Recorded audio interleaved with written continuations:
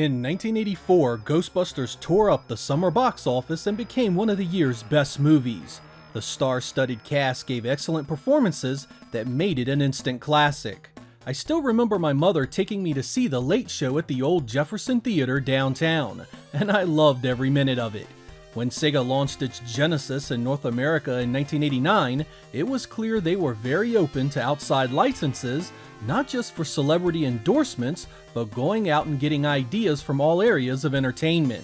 So it was no surprise at all to see Ghostbusters show up in their catalog of games coming soon. It would be August of 1990 when the US got its release, an exclusive run-and-gun platformer that was co-developed by members of Compile and Sega R&D 2. While there had been a Ghostbusters movie sequel released the previous year, Sega chose to create an entirely new story for this release, itself a direct sequel to the events of the first movie. While most movie-based games were of dubious quality, the pedigree of the developers involved almost certainly meant this had to be an incredible game. In this episode, we'll find out if that was actually the case, how it really turned out, and if it's worth playing or buying today. I hope you guys enjoy my review of Ghostbusters for the Sega Genesis.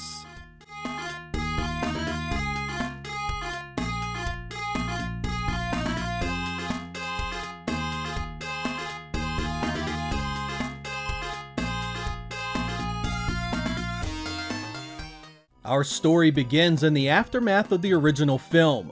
The Ghostbusters have fallen on hard times because, well, there are no more ghosts to bust now that Gozer the Gozerian has been defeated. But just as things are looking bleak, earthquakes start to rock New York City and boom, paranormal activity is again at an all-time high. As you begin this adventure, you get to choose one of three Ghostbusters. Peter, Ray, and Egon return, all with their own traits like speed and toughness. Unfortunately, Winston is MIA here, and there is no in-story reason given for his absence. Once your favorite Ghostbuster is chosen, you get to choose 4 different areas to chase down the bad guys. There's Home Sweet Home, an apartment, the Woody House, and finally the high-rise building. These stages can be chosen and played in any order, and each pays out money once you clear out all the pesky poltergeists. With your newfound cash, you have access to weapons and items. You can get food to heal you, bombs that damage everything on the screen, and important gadgets that make levels much easier. It cannot be overstated how important it is that you experiment with everything.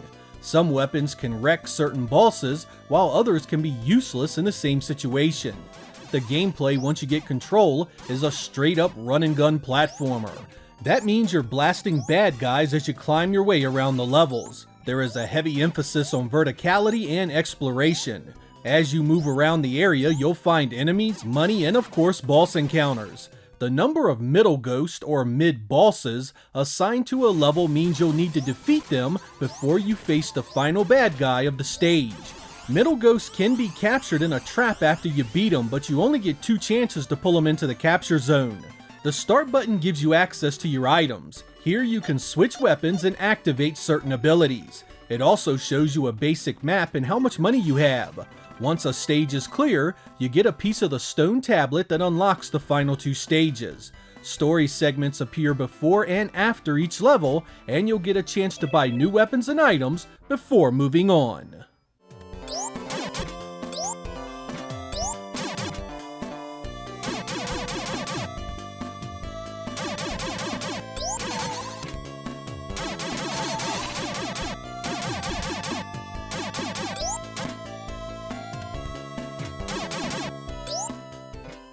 As was pretty standard in 1990, Ghostbusters came on just a 4 megabit cartridge. Even so, I have to confess the stage graphics here are somewhat unimpressive. There really isn't much in the way of detail on the walls of these places, and the platforms are often little more than blocks hanging in mid-air. Most areas have a theme that follows an element. There's fire, ice, water, and earth obstacles spread around to trip you up, but none of them stand out as particularly impressive. I found this really disappointing considering the other games that had already been released on the platform. On the plus side, the characters themselves are very well animated and are perfect cartoon doppelgangers for their silver screen counterparts. The bosses look great as well and often take up huge chunk of real estate on the screen. Given the level of care and artistry given to these two areas, it really makes you wonder why the stage visuals are so plain and unimpressive. I mean, where's the parallax scrolling? A few added windows with buildings scrolling by could have really helped. Maybe a little fog to spice things up.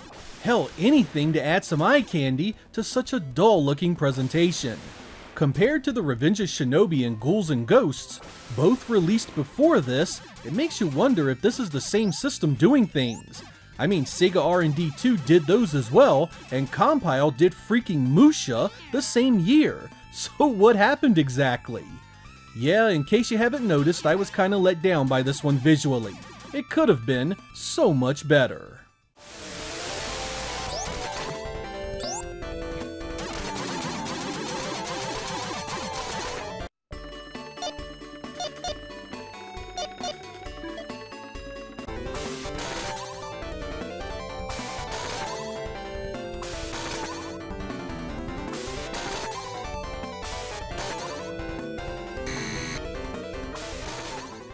This one gets a lot of heat for its music, but I actually liked a lot of what's here. The theme song is a bit too twangy, but the in-stage stuff is pretty good. Taste in music can be radically different person to person though, so here are a few samples for you to judge for yourselves.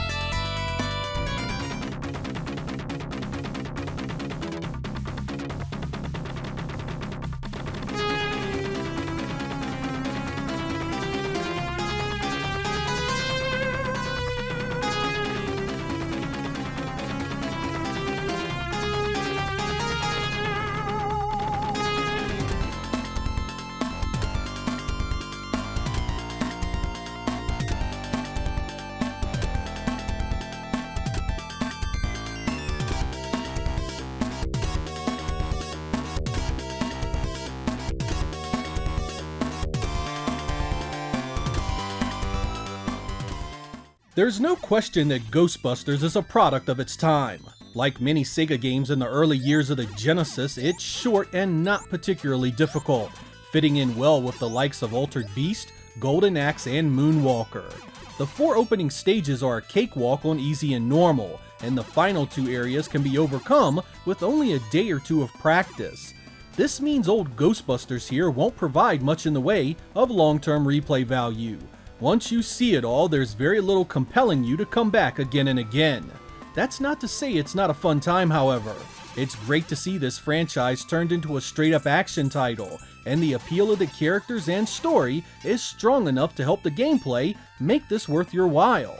I don't want to spend too much more time harping on the visuals, but again, I feel this is a really weak area of the experience. There are other 4 megabit releases that look so much more impressive than this. The Genesis could do a lot better, and with the talent behind it, it should have been better.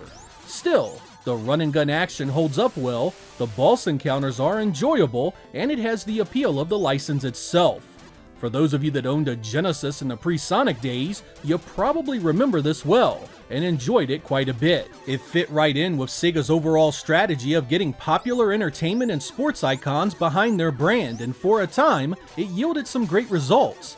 It's never been reissued for anything else, making it a true exclusive, and very much worth looking into today.